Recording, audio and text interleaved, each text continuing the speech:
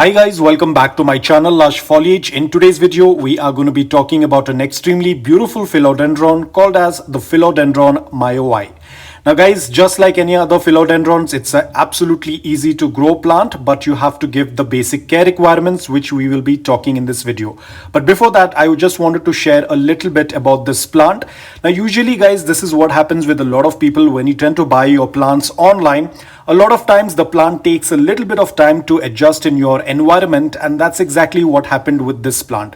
You can see this is the leaf that was present when the plant came in, and when the plant starts to acclimate in your environment, it will start to have its adverse effects. The leaves will look a little bit bad, or I would say they would not look the healthiest. That is absolutely okay, because the plant is trying to get acclimated in the new environment. Now this is a major case with me because most of my plants, they come from a place where there is a high amount of humidity, and as you all know, my environment is very dry. That's the reason why a lot of my plants take a toll once they come in. But now as you can see, there's a lot of new growth, and this is the new leaf that has recently come out. Now this entire plant took around 2 months for it to get acclimated in my environment. That is why guys, when you buy a plant, please don't be worried. A lot of people start to move the plant here and there. They start adding in fertilizers, they start adding in fungicides, thinking that the plant is not doing quite well. You can see the leaf over here looks terrible condition, but I left it on its own because I knew that the plant is trying to adjust in the new environment, which is slightly dry compared to what it has come from. So whenever you get a new plant, especially when it is coming from a very different environment, wait for some time, let the plant stabilize. A lot of people tend to start moving the plant thinking that the plant is dying, but actually the plant is trying to adjust in the new environment.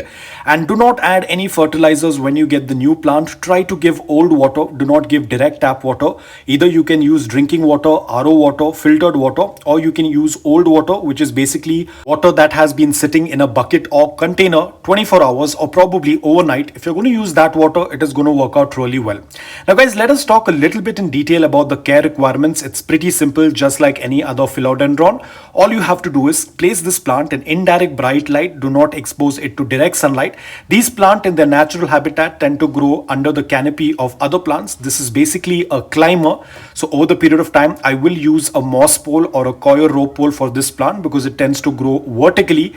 It's not a crawler, it's a climbing plant. In their natural habitat, they attach themselves onto a trunk of a large tree and they start growing beneath that. So they prefer to be grown under filtered light or dappled sunlight. So I prefer to grow my plants in indirect bright light. All of my philodendrons are in indirect bright light. I use a green shade cloth as well in case if there is too much of direct sunlight. Now guys, talking about the soil mix, I tend to use the same soil mix which I use for my other plants, which is a mix of coco peat, garden soil, sand and perlite. Philodendrons prefer a very loose, well-draining, porous soil mix that does not turn very compact, and hence I tend to make a mix like that. Now the coco peat is going to maintain that slight moisture in the soil because they do not like soggy wet soil, but they prefer a even moisture in the soil, which the coco peat will provide. The garden soil will give the natural nutrients to the plant. The sand is going to make the soil mix well draining because, as I've said, they do not like to be sitting in a compact soil. So the sand is going to help in making the soil mix well draining. Perlite is going to make the soil mix very airy. If you do not have perlite, it's absolutely okay, but the rest three ingredients are very important. Now guys, talking about watering, whenever you see that the upper layer of soil around 1 to 2 inches is dry, it's only then you go ahead and water it. They do not like to be overwatered. Ensure that your pot, the container, has a drain hole. Whenever you see around 1 to 2 inches of the upper layer of soil is dry, go ahead and do a complete watering. Now guys, another important thing, please do not add fertilizers as soon as you repot your plant. Wait until the plant is adjusted in the soil mix for at least a month or so. Only then go ahead and add fertilizers. Fertilizers can be added during the summer months or the warmer months. That is when the philodendron gets into its active growing period. Please do not add fertilizers during the winter season because they kind of slow down their growth.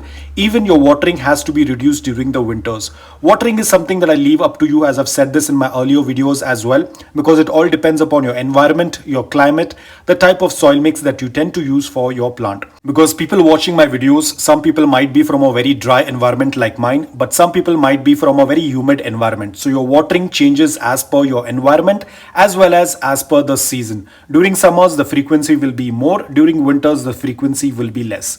Now, talking about propagation, I have made a couple of videos on propagation of philodendrons. You can do that method, basically cutting off beneath the nodes. I will put the link in the description below. You can check it out. This plant is very young. As I said, it took a long time for this plant to actually put out the new leaf, but I just left it on its own. So now there is a new leaf coming up.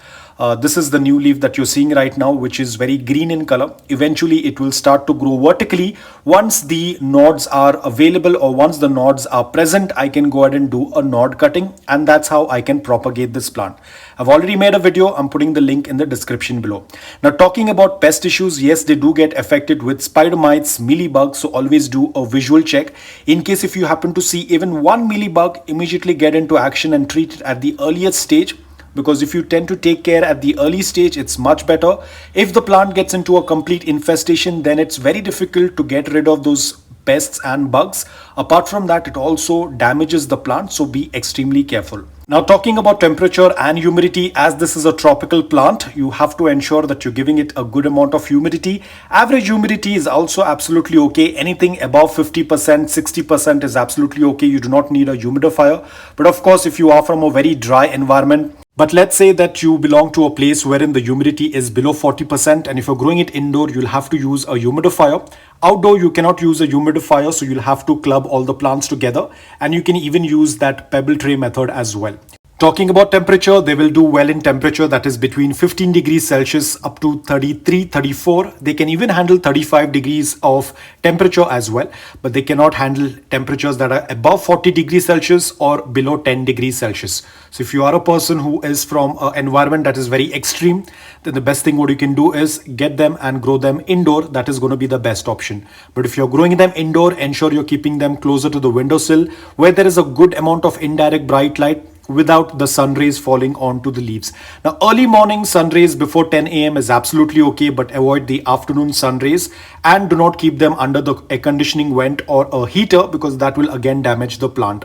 Now, talking about, is this plant toxic? Yes, philodendrons are toxic, so ensure you're keeping this plant away from the reach of small children and pets.